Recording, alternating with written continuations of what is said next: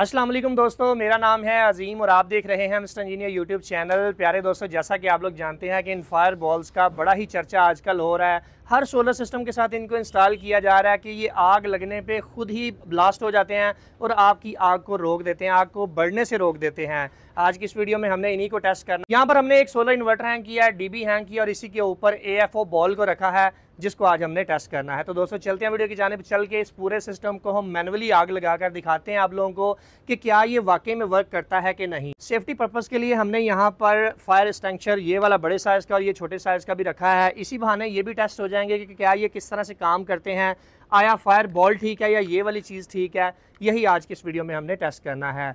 Channel पर नए आने वाले दोस्तों से गुजारिश है कि वीडियो को लाइक करके चैनल को जरूर सब्सक्राइब कर दीजिएगा। जैसा कि आप लोग यहाँ पर देख सकते हैं कि हम यहाँ पर इन इन्वर्टर्स को और इस डीबी बॉक्स को आग लगाकर टेस्ट करने वाले हैं और फिर देखते हैं कि आया ये फायर बॉल फटती है कि नहीं। आप लोगों के बिल्कुल सामने आग काफ़ी हद तक बढ़ चुकी है।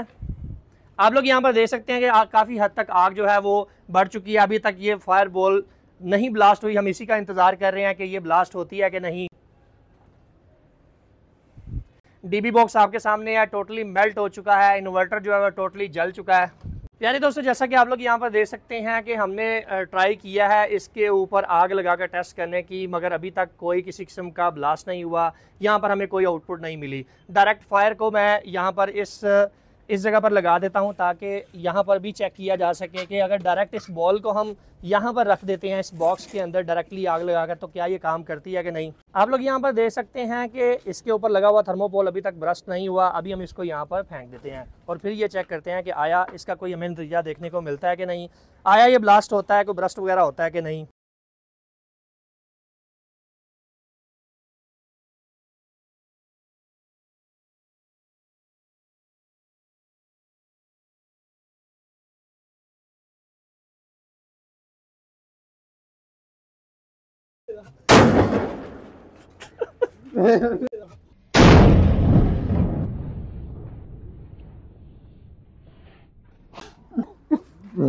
प्यारे दोस्तों जैसा कि आप लोग यहाँ पर देख सकते हैं कि डायरेक्टली फायर के अंदर इसको फेंकने से अभी जो है इसके अंदर से एक बड़ा ब्लास्ट हुआ है, जिसके बाद हमें ये हमारी जो फायर है वो टोटली ख़त्म हो चुकी है और हर तरफ आप लोगों को यहाँ पर सफ़ेदी नज़र आ रही है जो इसके अंदर मटेरियल है। अभी मेरा यहाँ पर बोलना थोड़ा सा मुश्किल हो रहा है क्योंकि यहाँ पर थोड़ी सी घुटन हो रही है। रिजल्ट प्यारे दोस्तों जैसा कि आप लोगों ने देखा कि हमारा इन्वर्टर और डीबी बहुत बुरी तरीके से जल चुके हैं। इसमें लगे हुए ब्रेकर्स भी ऑलमोस्ट यहाँ पर जल चुके हैं। जो फायर बॉल है उसने प्रॉपर काम नहीं किया, उसने काफ़ी लेट काम किया। अभी हम यहाँ पर इस चीज़ को टेस्ट कर लेते हैं।